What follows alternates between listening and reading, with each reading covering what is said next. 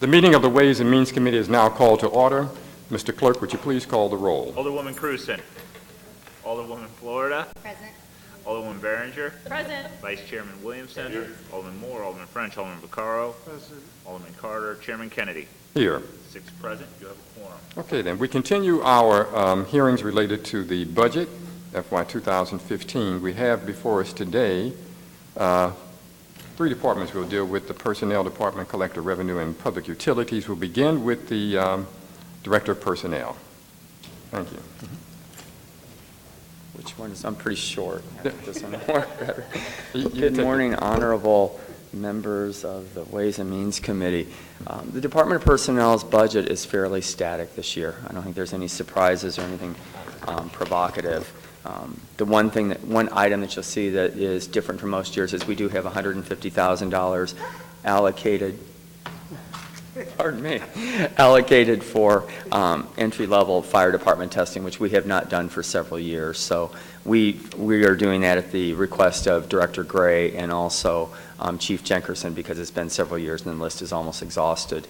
But otherwise, really the memorable thing about this year's budget is just I've got a lot of retirements. So I'm paying off the retirement sick leave payouts. So our staff is going to look a lot different. My Deputy Director, Linda Thomas, is staying on per performance until we get through some of the negotiations and through the budgeting process. But she's retired in December, and I have not replaced her yet due to lack of funds. I am also, I just replaced the manager of our recruitment examination. Henry Lazard has taken his place, and the employee relations manager, Karen Raleigh, left in December, and in June 1st, my classification and compensation manager left. So I just brought on 4 new HR specialist ones, so this table of organization will look different next year.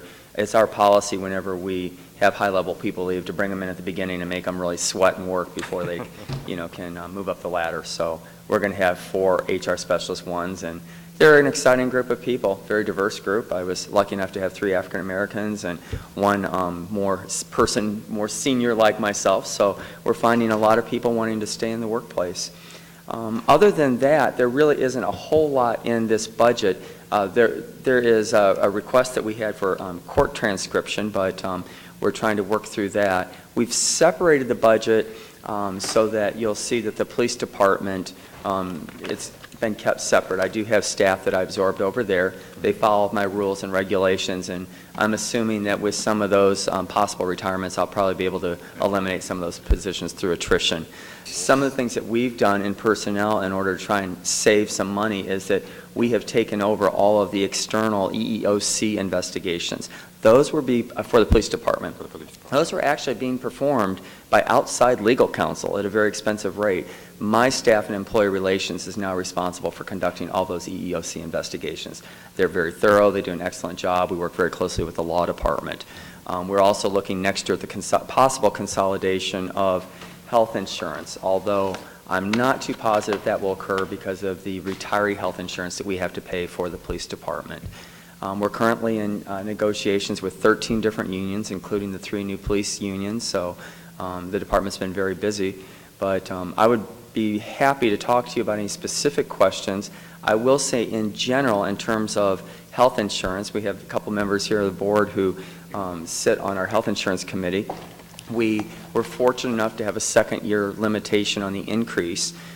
We saw about a 9.4% increase overall in our health insurance costs.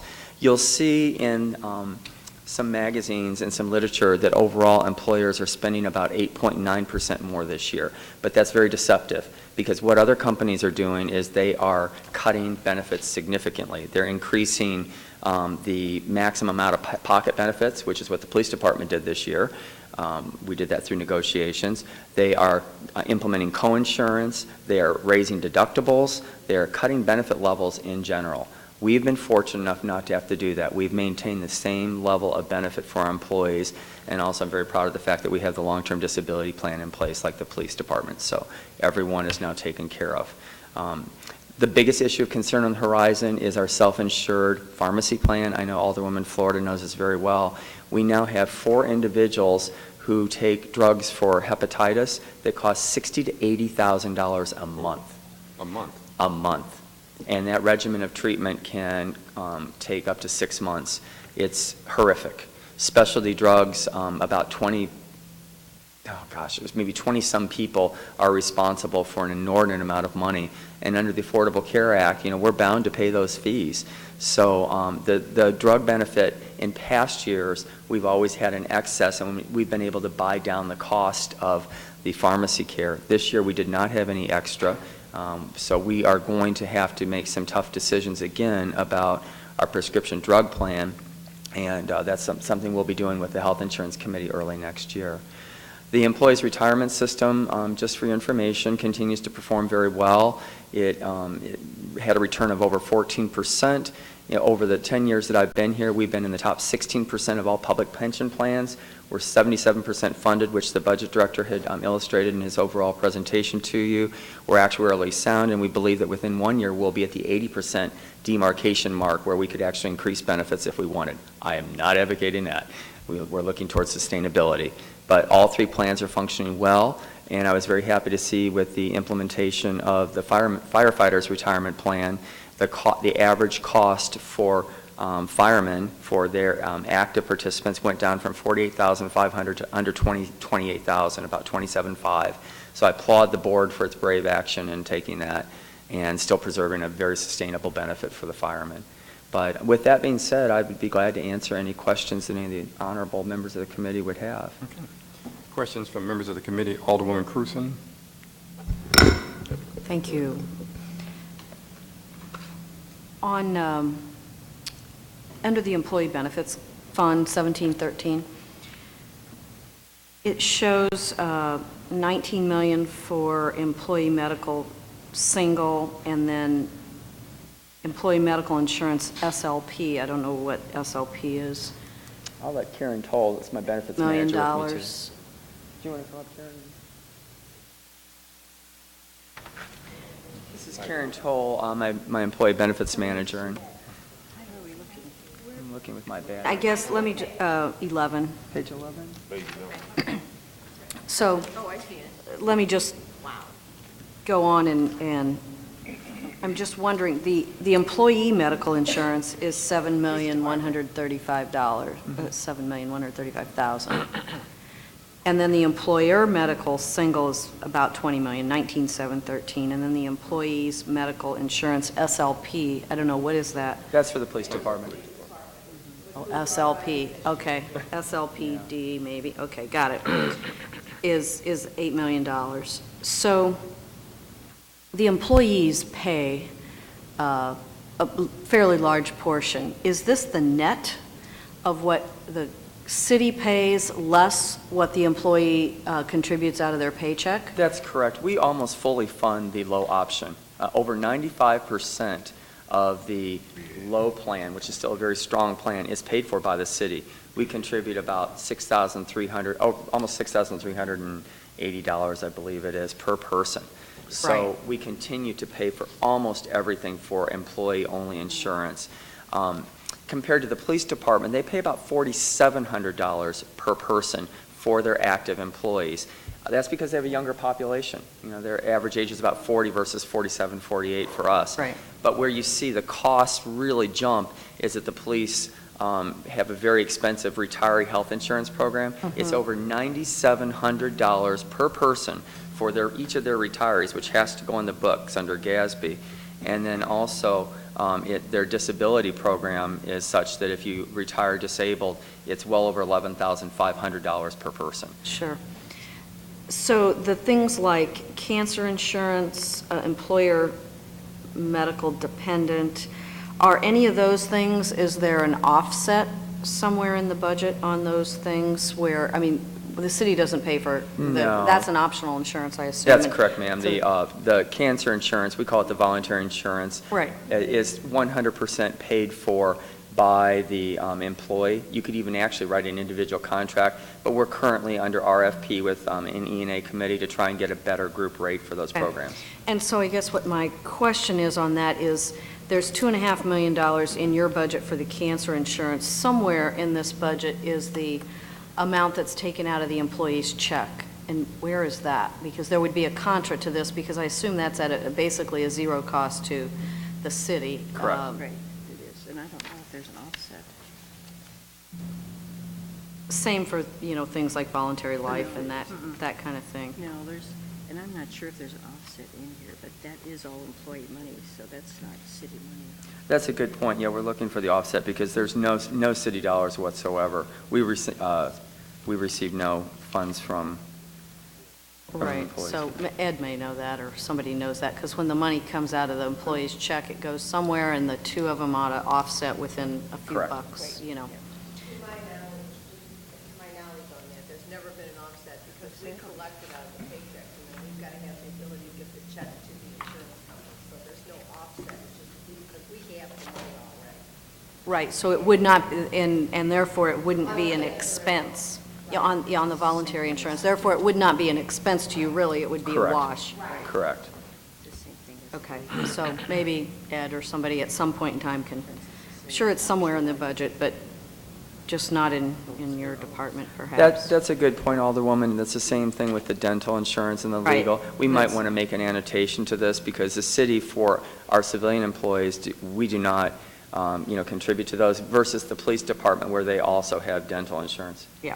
And that is a city Or cost. voluntary life insurance or those kinds of Correct. things. So I don't want to belabor the point, but just, at some point. That's a good point. Somebody can tell us where the offset to that is. How it's recorded. Yeah. It could be, yeah, it could be. And so what is the, as you call it, the low option, what's the deductible? The low option, which really equates to the high deductible, correct? Yes, the low deductible is now, we have initiated something called a Navigate plan, and it's where the employee selects the primary care physician. We think there's better coordination of care. And I'm looking for the rates. It's about $12 for the employee per pay period. What I was asking is, what's the deductible? The per person Oh, like for the... deductible and out of pocket? Yeah, for physician visits, it's $20 to go to your regular physician, $40 for a specialist. The drug fee is $10 for generic, $30 for a specialty, or not specialty, Go in the hospital, you have to pay the first X dollars. $600 for that. $600? Yes. Okay.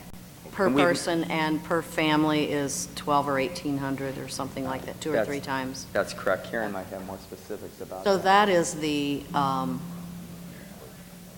let me figure out how to say this. That's the worst scenario for an employee who selects the low option. The maximum out of pocket for the plan would be, for instance, for the family, $2,300. Okay. It's a significant amount, but compared to even like some of the other plans that we've reviewed, it's still Right. fairly conservative. And that's exactly getting to the point of what I was addressing when you read that other employers are coming up with 8.9% Oh, or yeah. 9% cost.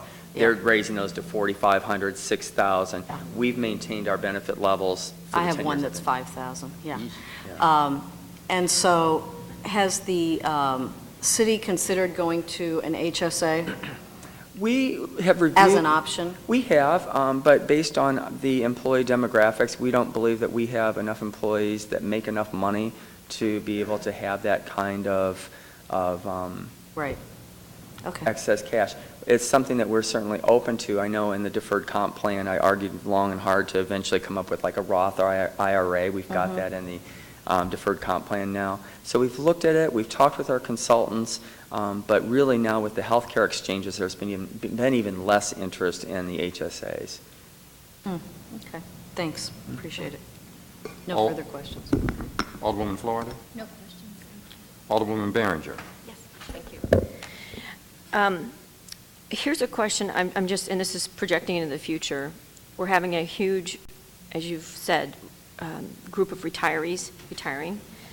Would that not drive our health insurance costs down versus up? Because we're having a younger, It certainly should. That's a very interesting question because the biggest variable when you are looking at health insurance plans is the age of the population. It's all based on actuarial data. They do not collect any individual data regarding employee health, Now, they will look at experience. So a new carrier will come in and look at your experience. So That's another significant factor. What's odd about the Affordable Care Act, however, is that the healthy young people are actually paying more for insurance now, so more of a burden is being shifted to them. But I think as our population decreases in age, that's going to be one of the most significant things that will impact our costs as well as our We experience. also have COBRA for our retirees. Yeah, We have COBRA for our retirees. Yeah, and it's interesting now, the COBRA benefit, which a lot of people don't think is very affordable. It's about $480 per person, but then they go out to the private marketplace and find that in order to purchase a comparable plan, yourself is even more expensive. The Health and Human Services has announced also that there is a new enrollment plan that's allowing people extra time who are in COBRA to decide if they want to get into a health exchange. Yeah, I'm on the opposite end. I am privately insured, and we have to be tested every year. They take our blood, they look at all of our things, and then they tell you what you're going to do. Mm-hmm. What we're seeing out on the East Coast is a lot of physician groups now that are charging a fee just to receive their services. It's kind of frightening to me, but basically they'll say, we're not even going to see you unless you pay us $1,500 up front, and then we'll give you 3 visits per year. And they won't even provide care unless you get into one of these physician groups. So the nature of healthcare is really still in a kind of precarious place. Right, which is why, here's the other thing, I've asked this before in the past, and so I've never really seen it kind of calculated anywhere, which is when you add our health insurance and the pension, when we are talking to people about jobs, that's not offered in private industry. What we have here is not the norm. It's actually the opposite. It's tremendous. Right. So when we say, okay, let's say this job is $40,000 a year, don't we need to add 23 to 28% of that $40,000 on top of that so they understand that? We actually do communicate that when we're in the interviewing process because our benefits are even higher. They're closer to 30, 35% depending on your salary. And we issued the total compensation statement in the spring. And it's very nice because it assures our employees that they're really being compensated well. We talk about it in the negotiations. We talk about it when we're hiring people because our benefit package is very, very strong. I can say through my work with Mercer and Gabriel Roeder Smith, et cetera, as well as I have friends in managed care who are national directors, and we have better health care plans than they do for their employees. So it's And that's the only reason I brought it up is not so much for new hires as in people who currently, when they're looking to raise salaries, you have to also offset the fact that we have some fabulous benefits here. We really that you're not going to get outside of. We do, and I think only about 15% of organizations now have pension plans, and it's an unbelievable benefit. You would have to have hundreds and hundreds and hundreds of thousands of dollars in a 457 to be able to match even a minimal kind of $300 a month pension that you receive here. So we do send that out on an annual basis, and I'm afraid, I don't know if employees always look at it as much as they should, so we ask the appointing authorities as well to really talk to their employees about this value. When we look at positions and try and make sure that we're competitive, we typically try and go for about 80 to 85% of compensation, recognizing that if you're an engineer making $60,000 here, you might be better compensated overall than someone who's making $75,000 in the private sector. Right. And we do that with the labor and trades. We have very generous schedules, but we're very competitive. In addition, we work 12 months a year. So I think that's a very good point and something we try and sell. So that's all. I just want to make sure we reiterate that because until you go out into the private corporation world, you don't understand how good it is to have a pension and these health care benefits. I agree. Thank you. That's all. Thanks. Alderman Williamson. Thank you. Mr. Frank, can you kind of explain I know you said 77% of the retirement fund is funded. Mm-hmm. Okay. Where's the other 23%? How does that work out? That's unfunded liability. What they do is they look to see how long, based on what we call mortality tables, how long do you expect to live and what benefit have you accrued, and then they project that out. And what we need to do is be able to essentially capture an 8% return per year in order to continue to increase in our funding. We were doing very, very well, but everybody knows the 2008 year was brutal. We're recovering from that. I think that there's been testimony already that, for instance, the FRS, Firemen's Retirement System, they use a 3-year smoothing where essentially they look at their experience in a 3-year block and kind of average it out. So they've already come out of the bad period. Police and ERS is a 5-year smoothing. We've turned the corner. We're out of that bad period of 2008 to 2013. So we've seen our market value increase, our assets increase, and we project that based on our anticipated return that we'll be up past the 80% funding level within next year. But the biggest thing to pension plans, everybody talks about returns. It's not that. It's that these plans were not designed for people to live 85, 90 years old. You know, so that's really what has, in my opinion, changed the funding landscape more than anything is that, you know, fortunately people are living longer and so these benefits are carrying on longer. Wouldn't the stock market have a little effect too? Oh, when sure. it dropped Absolutely. back in 06, 07, that kind of... Yeah, it does. It has a major effect. We have to be able to, you know, if we have positive years, that also gets divided by 5. So the stock market is still not back to what it is. I don't expect that we're going to see the kind of years that we had where any idiot could get 20% return. It's not like that. We're having to, you know, invest in a broader variety of things, and we call it protecting on the downside. You know, so we want to make sure that we just not invest in things that get a good return, but that are safe if there's a downtrend in the market. And I think the Board of Trustees of ERS have done really well, and I know with the new Firefighters Retirement Plan, FRP, we are investing in extremely conservative kinds of short-term government bonds so that we can protect those assets. So what do you see as the stock market? Is it gradually coming back? Do you think we're making progress on a positive end, or I will say are we at a last year, standstill? most of my consultants said that it may be 4 or 5 years. There's something long-term, and this is just speculative, but there's something called onshoring. And what it is looking out about 10 years from now, many analysts believe that there's going to be a real boom back on American blue stock, blue chip kinds of investments. And the reason is that compared to Europe, which there's not a very good picture for Europe, American stocks look to be very stable and promising, especially with the development of shale as a natural resource. The cost of doing business in China now is about 45% of what it is in the United States. You think, wow, well, that's cheap to do. Well, you add on top of that 45% all the taxes, the immigration fees, the shipping, et cetera, and it's no longer so interesting to jobs that we could be doing over right. here. So it's starting to turn the tide where we're seeing some of the day of the small cap, meaning the small riskier investments paying so well. I think that we're seeing a decline of that, and we're seeing more investment in the big blue chip stable kind of stocks, and we keep an eye on that. We're constantly rebalancing our portfolios to ensure that. Okay.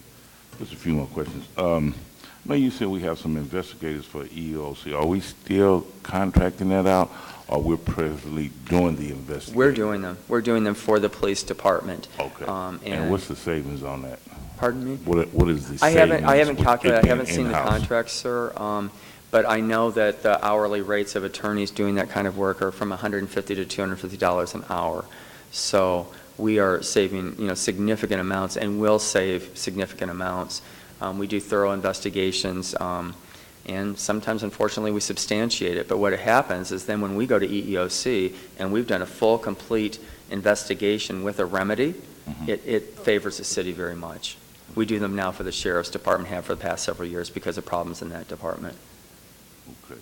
Last question. Accidental death. Do we have that type of insurance? I mean, is that figured in with the life insurance, or how does that work? It's an optional insurance that you can purchase through. Okay. So the figures, I mean, and this $800,000, is that a payout with That's the another life voluntary insurance? It is accidental death. Yeah, accidental death and dismemberment, I think it's called. And that's another one of the ones where Alderman Cruson indicated is something the city doesn't pay into. Right. I think that's a really good point. You learn something every day. I've been here 10 years, and I realize now that there really should be kind of an annotation on I that. think it's on the revenue. I think it's On the revenue side? because Okay. it's coming in. Okay, thank you. Thank you. Alderman Moore? You mentioned hepatitis the care of hepatitis, and what was that, $280,000 a month? 60 to 80,000. Some of the new drugs are approaching $100,000 per month. Previously, there was absolutely nothing that would cure hepatitis C, and it was a debilitating condition. And so one of the things that you do have to look at, and it's difficult to project it out, is that we call them episodes of care. Maybe you give this person $60,000 a month for 6 months and you cost $360,000 and you're done. The person's cured. If they don't, then you can have that same person, throughout their life struggle with this disease, and they're going to accumulate massive amounts of doctor bills, other kinds of injections like interferon, hospital stays, diagnostic tests. Diagnostic tests and some of those kind of outpatient services are still one of our most expensive. So we're hoping, and the medical community is hoping, that by the use of these early targeted drugs, that in the end we'll not only be helping people, but also you might see a savings at the end of the day. So we couldn't handle an epidemic with a lot of hepatitis. If we had a hepatitis epidemic, it'd be... Ooh, I would defer to Ms. Walker about that. She's the health director. I'm not going to step in her territory. But we're doing what we can from our side, and we really, the landscape has changed also under the Affordable Care Act. One thing that Alderwoman Cruzen said too is about deductibles and copays. Under the new law, now every time you go to the doctor and you pay your copay or you pay your prescription drug copay, that all counts towards your deductible and your maximum out of pocket. So that's a real positive thing as well. Mm-hmm. Education and training. I see $1,000. What is that? Some in-house conversation or something? Well, we have about $30,000 that we have citywide for all of our employees that we process through the department personnel, and then the rest, that very small amount, is just for my department. Yeah, registrations to access like seminars and fees. We don't take advantage of that much. We don't send anybody out of town or anything like that. What is membership fee? You want to talk about membership fees? Okay, we spend $15,000 for the Business Health Coalition. And we also belong to a couple professional organizations. I'll give you an example with the Business Health Coalition. We spend $15,000, but we get the virtue of joint purchasing for the drug benefit. And that's over 250,000 lives that we get to. It's like basically economy of scale, so we get very deep discounts. The other thing that we get through the Business Health Coalition is they do market surveys at least twice a year. So they will go out and aggressively market to see if they can get better deals. And we've saved, even after the fees that we pay them, we've saved between $130,000 and $150,000 per year on our pharmacy benefit by belonging to that coalition. It's kind of like the wave of, I won't say the wave of the future anymore, but more and more businesses and companies are joining coalitions so that they can get that kind of savings. What does the letters in COBRA mean? COBRA? Oh, Omnibus Reconciliation Act. Consolidated Omnibus, Omnibus. It's a lot of Latin. You're asking really hard questions. I feel like this is like, Okay. You're not a school teacher, are you? Is that complete? Okay. Thank you. Alderman French? No questions. Alderman Vaccaro? No questions. No questions. Okay. Alderman Schmidt? Any other questions from members of the committee? Well, thank you. Not that completes you. Thank you. Thank you very much. Now I've got to learn my budgeting a little bit better. Our next is not due until 9:45, so we could take a 15-minute break. They're not here yet. We'll take a 15-minute break. Next before us will be the Collector of Revenue's office. We know that's not in the budget books, but we did want the opportunity to have you come before the committee this year and see if there's any questions that we have. Good morning, Mr. Chairman, members of the committee. My name is Greg Daly. I'm the Collector of Revenue for the City of St. Louis. To my right is Mr. Tom Vollmer, who is the Chief of Staff, and his left is Miss Jackie Whittier, who is the head of the Earnings Tax Division in the Collector of Revenue's office.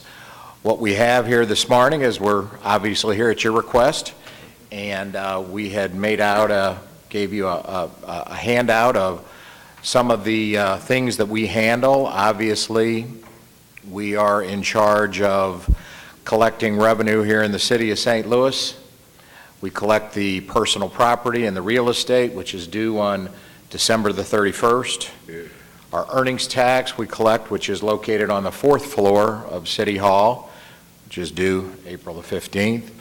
And we also charged with the water and the trash bill.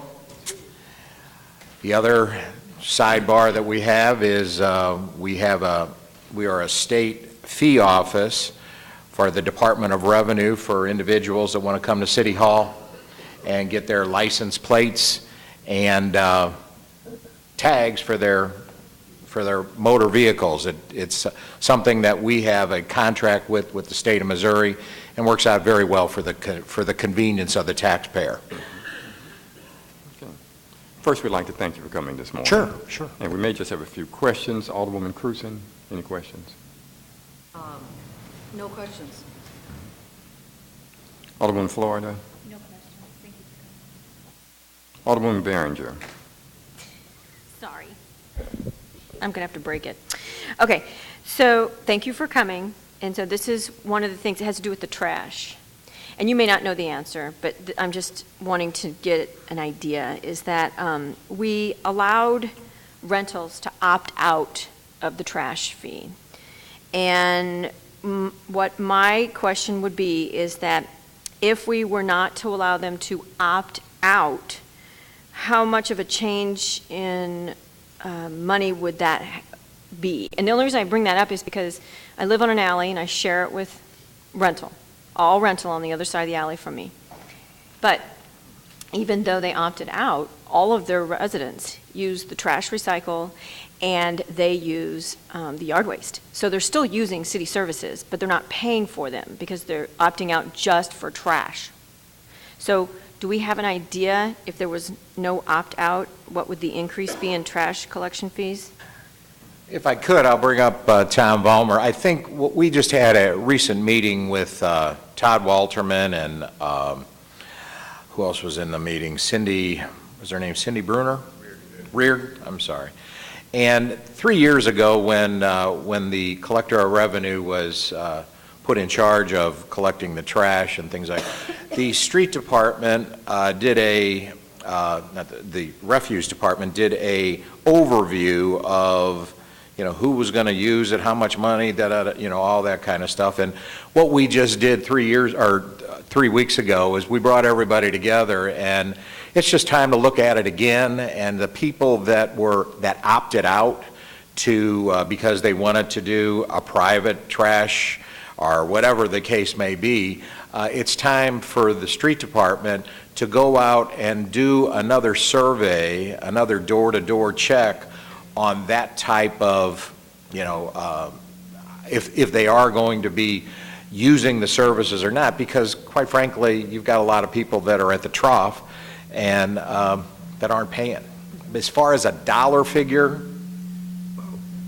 Alderman Berger, what I think, if I understand your question correctly, what we could probably do is if we really want to know the number for the Board of Aldermen, we could probably ask Cindy Reardon to say how many units are multifamily to start with there, and then we could figure out how many contracts have been accepted by the Refuse Division for the multifamilies that have opted out.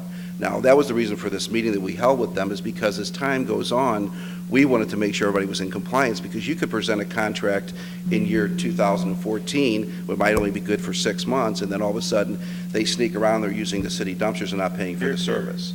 So I think that, I think it's definitely something that needs to be looked at. The other thing about these multifamily units, and I think that you people receive most of the phone calls to start with, is the difference between unoccupied and uninhabitable. And the agreement was, and I think what the board bill that was passed was, if the property... Yeah, I can't hear one word he's saying. Oh. Because of the noise behind us, wait. if you could speak directly into the microphone. Okay. Yeah, but I think what has to happen is the difference between uninhabitable and unoccupied. Because people think that if, obviously, they moved on to another residence, when they go over to that residence and they, there's whether a flyer or a newspaper or something, they're putting it in the receptacle, they're disposing of it. So we feel that that should be charged because they're still using it. But if the water, what we've gone to is if the water is turned off, that has been our big key because we have the same system. So if they turn the water off, then you can't live there. And so they're not being charged. But we wanted to make sure by this meeting is that the field inspectors are going back and revisiting these, and they're also tying into the occupancy permit up at the Board of Public Service. If they do get an occupancy permit, we're putting them back on the rolls and getting them back for the revenue. Okay? Okay, thank you. I appreciate it. Like I said, I want people to recycle, so I'm not upset they're all recycling. It's just the fact that the property owners opted out, so they're not paying for it. If Cindy Reardon is the one that really is the contact now in Todd Walterman's office, if you would just shoot her an email, like if like right behind you, say, is Nottingham, whatever it is, 6300 Nottingham, do they still have a contract? Is it still in force? And she'll tell you right away. Yeah, So I've met with Streets about it. Yes, okay. Because I'm concerned about the cost to the city. Right, exactly. Yeah, thank you very much. Alderman Williamson? Thank you. Just a few questions. And I know trash is concerned like Alderwoman Behringer, and I guess we have to deal with the refuse department and all that. One of the questions I had with them was, if you have a private, trash company picking up your trash, then when it comes to bulk pickup, they throw a lot of junk out there, does the city still pick it up? But that's not you guys really question to answer. That's some of the things we probably need to clarify and work out. Earnings tax. Now, has that increased or decreased since over the last few years? And the reason why I ask because, we really appreciate, you guys being proactive along with the Board of Aldermen. I know several years ago that they wanted to get rid of the earnings tax, and if that had happened, City Hall would probably close up. We'd be in bad shape. So, and I appreciate you guys collecting it and really using it in the correct way with the general revenue. So what is your forecast on our earnings tax? Do you see a decrease, increase, and also real estate tax too? Well, if you look at the sheet that we handed out, there's a couple things I need to explain on there. Let's take the earnings tax as that's your question right now. In 2 years ago, one of our top 10 employers, I'm sorry, but I can't identify it because the earnings tax is a confidential tax, but one of our top 10 city employers, we did an audit of their annual return. And they were doing an allocation factor because when you have sales outside the city, there's a formula that we use. Well, they were fudging it a little bit. It was a net gain for the city of $2.5 million. It was a one-time $2.5 million. So if you look at the next year's figures, we're basically the same. So we actually went up because that was a one-time shot. So we were up $2.5 million. And, what happens in the earnings tax, especially on the corporate side, we'll have a year where the 1% net profit is up, but then any good accountant or CPA that's working for a firm, the idea is not to pay taxes, is to reinvest it in your own operation. So as far as the corporate side of it, though the 1 year we'll have a gain in the corporate returns, and all of a sudden next year you see it go down, is because they figured out a way not to pay as much money, they reinvested or whatever. What we have seen, though, the withholding, what we refer to as the W-10 accounts, when the employer withholds the money out of the check, it's going to go up a little bit. It pretty much ties, I guess, to, like a 1 or 2% increase because people get pay raises and things like that. But every time, Paul Payne and I are in constant contact back and forth. If I know, like you read in the newspaper that a major employer is relocating out of the city or something, we look at those figures and we know that there's going to be, a fluctuation, but, the more that we maintain, the more that we capture, obviously it's going to increase to the bottom line. The best program that we've implemented upstairs is we have an exchange program with the IRS. And so there's a lot of people that move to the city of St. Louis that do not understand that there is an earnings tax. The day you buy a home here, nobody tells you that, hey, I might work in St. Louis County, but I live in the city. Then all of a sudden we get notices. So what we do is we do a zip code cross-reference with the IRS, and we do back and forth, and then we gain them and we notify them. That has been our biggest tool to find people that don't work for one of the employers located in the city that are required by law to do the withholding. So the IRS has been extremely helpful with this. But to answer your question, Alderman, I think that it's like anything is inflation and jobs definitely affect the earnings tax. The more jobs we create here, the higher the earnings tax is going to go. How do you see the real estate taxes? That The real estate, what you're going to see here is that we collect the real estate, and obviously, by the percentages, the school board gets 60% of it, the city roughly gets 20% of that money. People pay under protest, and that's what you're seeing here in this particular year. And we put the money in an escrow account, but then every year the school board and the other taxing authorities file a lawsuit against us. And they tell us, release the money that you have in escrow. We want it now. We need it for operating. But then what they say is, if any of these cases that are heard before the State Tax Commission are settled, take it out of future collections. What you're seeing here is that the $2 million, that was actually escrow money from years back. We really weren't down. We just had to pay it out to them. Because there was one month that we did not do a distribution to the school board, and they called us and said, where's the money? They said, well, you sued us, you already got it, you spent it, there's nothing here. What we collected matched what you took earlier. So it's one of these things that, we're in constant things. But obviously, the 2008, and Paul Payne can speak to this more, the 2008 housing crisis, with all the short sales, with all the foreclosures, the values are very hard for the assessor to come up with. But obviously, at the same time, is that if the value of your home is more, you're going to pay more in real estate taxes. Okay? All right. Thank you. Keep up the good work. Appreciate it. Alderman Moore? In the mornings, I can look out of my window and see people coming from wherever they come from, loading up the dumpsters with their personal trash, probably from the county or whatever. Have we thought about going back to the individual trash containers, or would that cost us a lot of money? To answer your question, that's obviously a street department, Todd Walterman, and Young, Nick Young, as far as what that would actually cost. And that was one of the things that we have done about enforcement, is obviously if you talk to, the county, if you have your own individual, it's easier. It's like your water. If you're not paying your water bill, we turn the water off. If you're not collecting, we won't collect your trash, but you got public safety issues. What we have done, the people that are not paying the trash bill are getting liens placed on their homes. And that's been our biggest enforcement. We might not get it today, but obviously, we will get it in the future when that home does sell. We have our foot on the property. So when we send out the letters and notify people that we're placing liens, they've been coming in and paying it. So that's our enforcement tool right now in the city. If you don't pay your trash bill, we're putting a lien on the property. That's not the answer I'm looking for. I know what you're working with refuse. Are you guys working with refuse to see comparatively what is it compared to us having a single dumpster compared to the big dumpster that people can? When I have my own dumpster, it's my trash. You can't put anything in it because I have too much trash. I roll it out, you pick it up. So I'm thinking about the gas, stop and go, picking it up.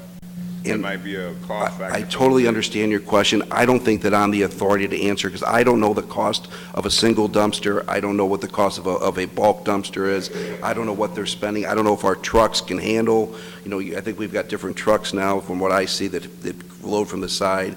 The old, when you had the individual small little cans.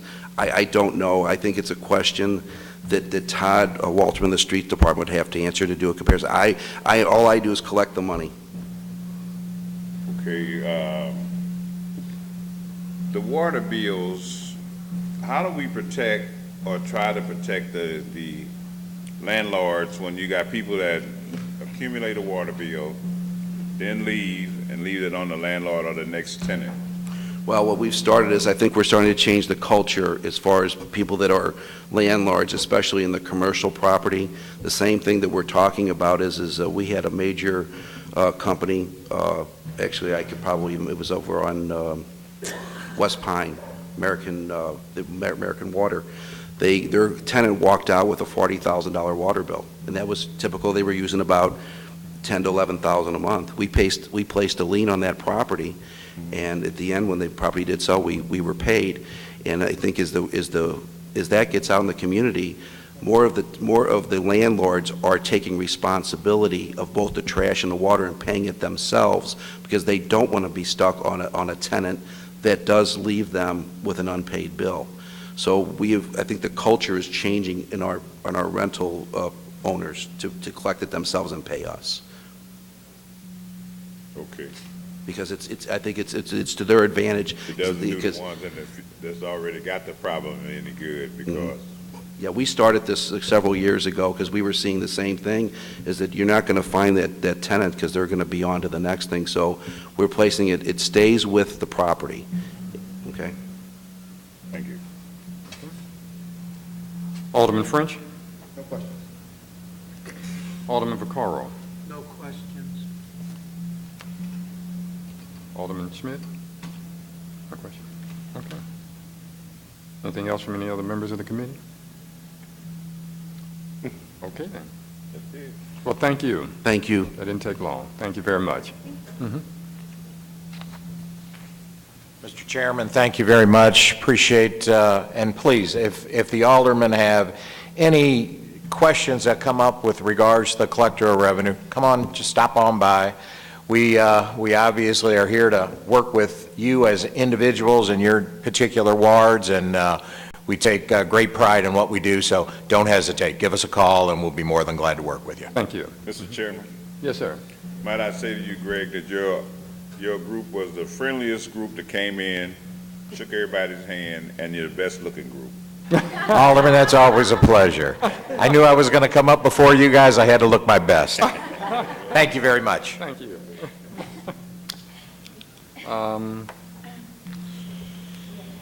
We have a half an hour. Yeah. Break. Ready to resume. Next, we'll have before us the Water Commissioner and from the Public Utilities Department. Good morning, Chairman and committee members. I'm here today. I'm Kurt Skouby. I'm here today to talk over the Water Division's budget. I'm the Director of Public Utilities and Water Commissioner for the City of St. Louis. I have with me today Perla Burke. She is our fiscal manager. She replaces Jim Cummer that you might have been familiar with in the past. He is retired. I also have with me Jim Sonderman. The Water Division budget for fiscal year 15 is $57,586,303. This is an increase over our current fiscal year of $1,360,000. We've had a number of things that contribute to this increase. We are trying to catch up on some equipment and vehicle purchases that we deferred in the last few years when the budget was tighter. We also have increases in electrical rates, chemical costs, and lastly, we are paying off a bond series. Our last payment is July 1st of this year, so it's right at the first day of the new budget. And that payment is $3,849,000. Our TO for the Water Division has increased by one position from 341 positions to 342. We are filling most vacancies as soon as we can. We're not sitting on a whole lot. There's a few that we have historically sat on, but the vast majority of them that we are turning around and trying to fill as soon as we can. And with that, I'll entertain questions. Okay. Questions from members of the committee. Alderwoman Cruzen. Thank you, Kurt. On page 156, it shows a principal payment of $4,019,000. Is that the final principal payment there, or is that the one you were referring to? I'm not sure what you're looking at there, but Fund 1510.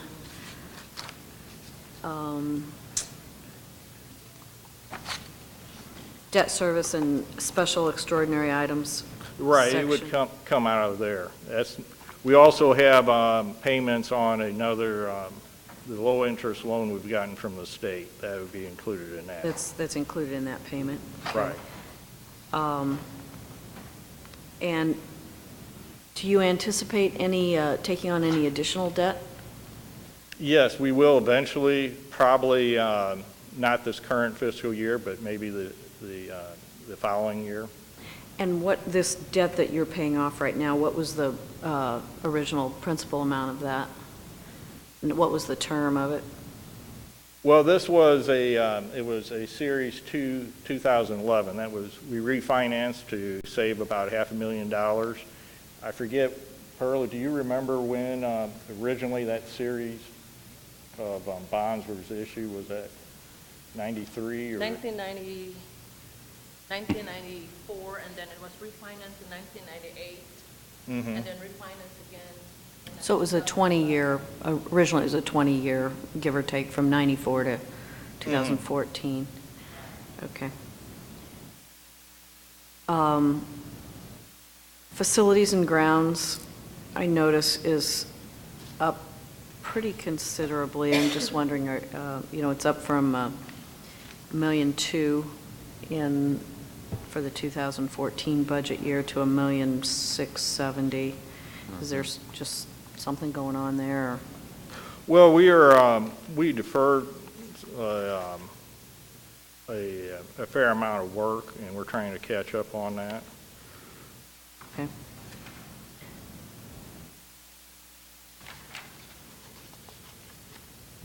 The internal service account, it's $1 million. What is that?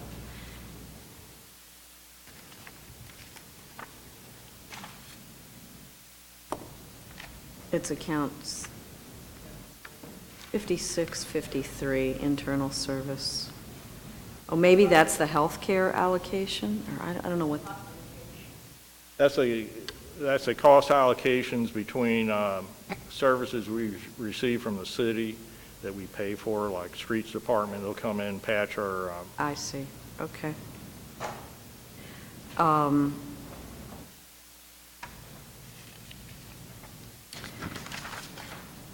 I think last year there was some talk about breaking out the professional services.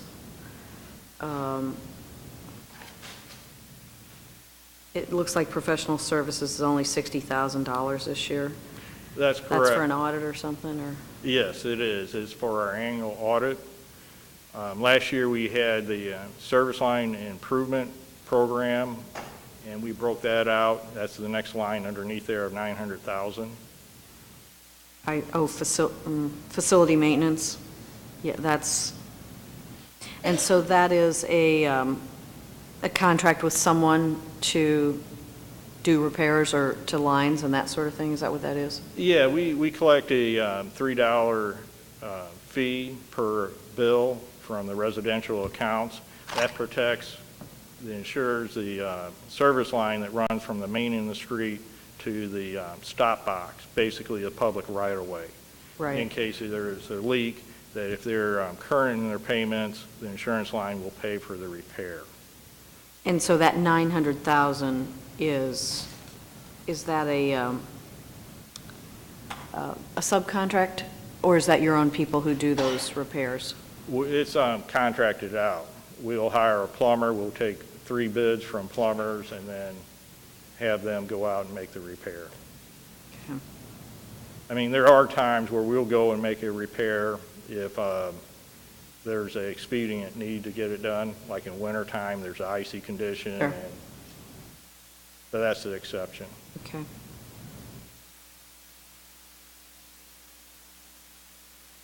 And has the $3 service line charge, have we always had that? More, when I say always, have we had that for a long time? We've had it for some period of time. It's been less. It's allowed to be adjusted within a range, and that's the maximum that we can adjust it. And it's been at that for a while. I'm not sure exactly how long. Has there been any thought about, you know what the issue is? There's a water line break, and so Okay, is it on the part between the main and the stop box? Mhm. And then, or is it in the stop box? You're not responsible for the stop box, right? We will, a lot of times, go and repair it if it's in the stop box itself. I mean, by the time you dig down and determine it, Yeah, but if it's beyond that, then it's the owner's responsibility. right, okay. And is your staff, I should know this here, at about the same level, count-wise? Yeah, it looks like it is. And are, most of those positions are filled? I mean, I'm sure you have a few vacancies, but what's the number of filled positions? Occupied is 309 at the time this budget was done, so you have about 30 vacancies, I guess. Yeah, that's probably typical. We may have less at times. Okay. Okay. No further questions. Thank you. Okay. Alderwoman Florida. Alderwoman Behringer. I have no questions. Alderman Williamson. Thank you. This is Viola. Does that show for the contracts and service, are they still presently with the water department? No, they're not. And they left town, and I have not heard from them or heard of them since then. So, and we do not have money in the professional services for them in this budget. With their contract? Okay. Water sales, how's that going, Mr. Skouby? Are we still selling water, I guess, to like, was it St. Charles and maybe O'Fallon, places like that? Yes, we are. We wholesale to a city of St. Peters and city of St. Charles. Okay. We wholesale to Rural Water District Number 2 in St. Charles County, and we wholesale water to Missouri American in St. Louis County. The amount varies from year to year. During the drought 2012, they took a lot more water from us, but it's been pretty steady otherwise. Okay. How are the water pumps holding up? I know last year we talked about, I think you may have to replace a pump, or you had to get one reinstalled because I guess the old one was getting ready to, you just need a lot of maintenance work, and I think you guys were thinking about installing a new pump. Has that happened yet, putting in a new water pump? We have, well, I guess there's a couple things. One, our pumps are probably an average of 50 years old. We replace the impellers and rings and shafts as needed. We'll get the motors rewound. That's an ongoing event. We probably do a couple at least a year when they fail.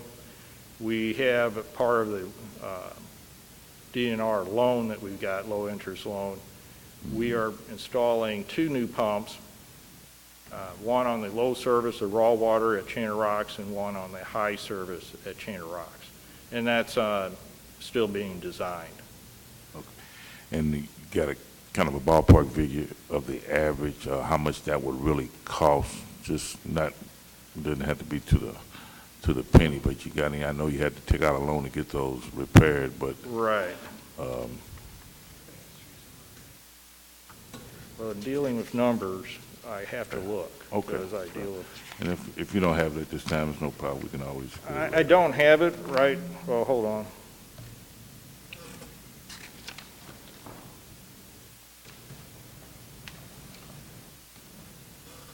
The raw water pump, we're estimating it'd be around $900,000 altogether for the project, and then for the high service, the finished water, around $770,000.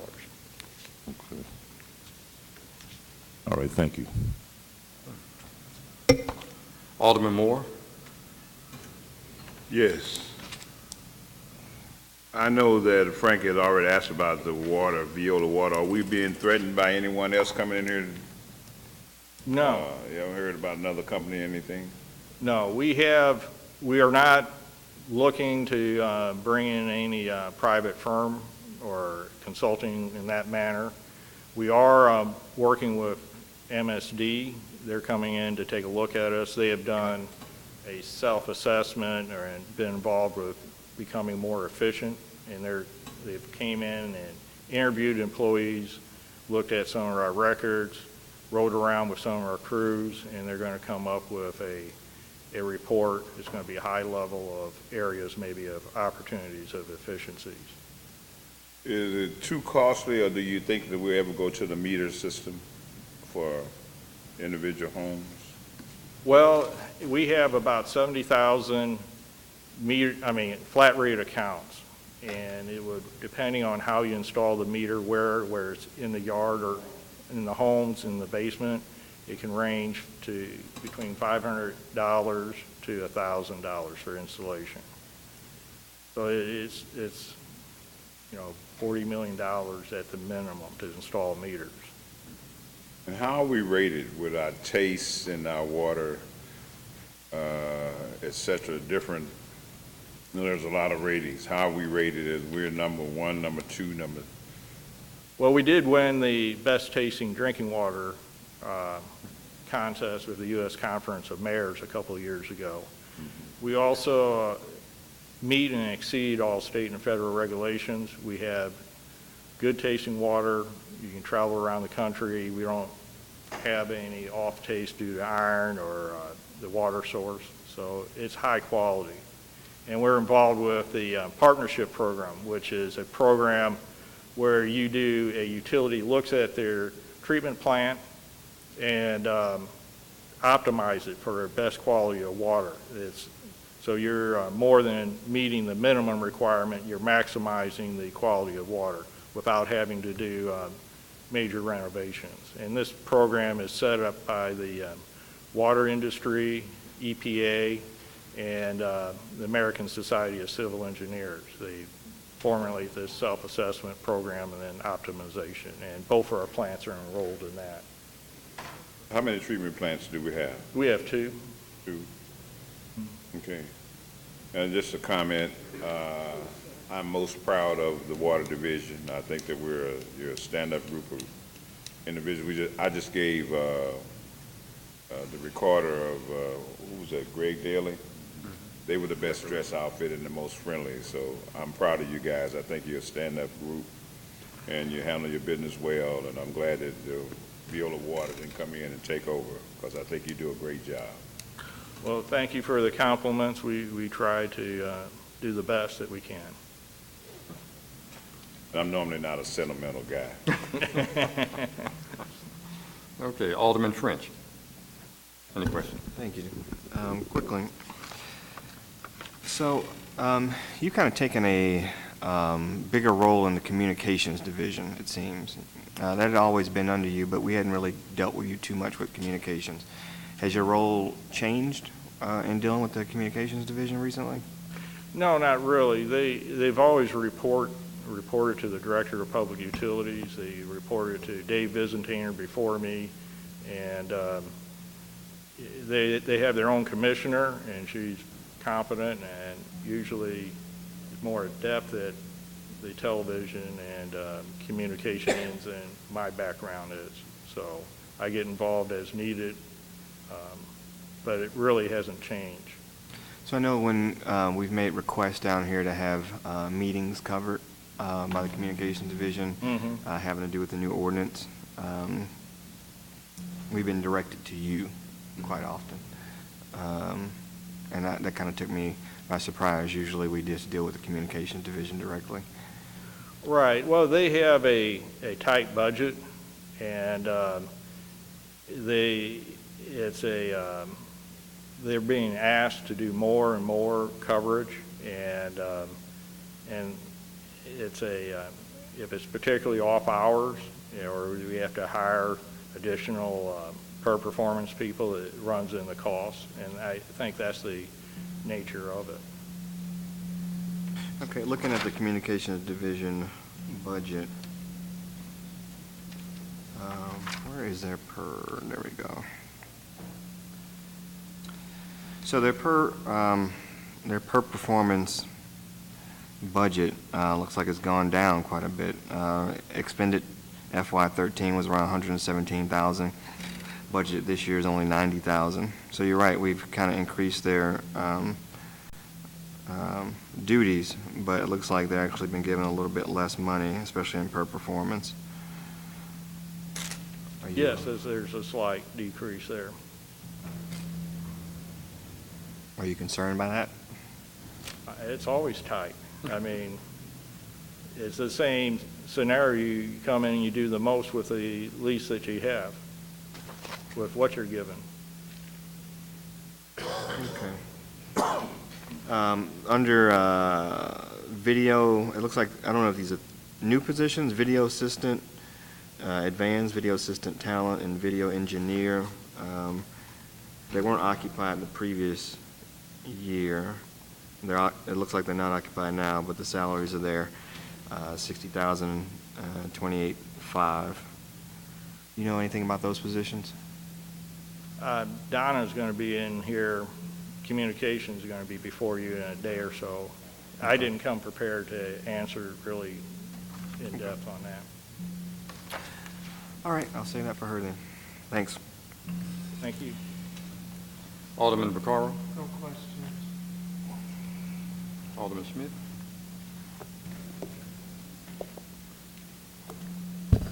Thank you. Good morning. First of all, I really appreciate the responsiveness that the Water Division has, so I've had most of my questions answered. And there's good people who are answering those questions.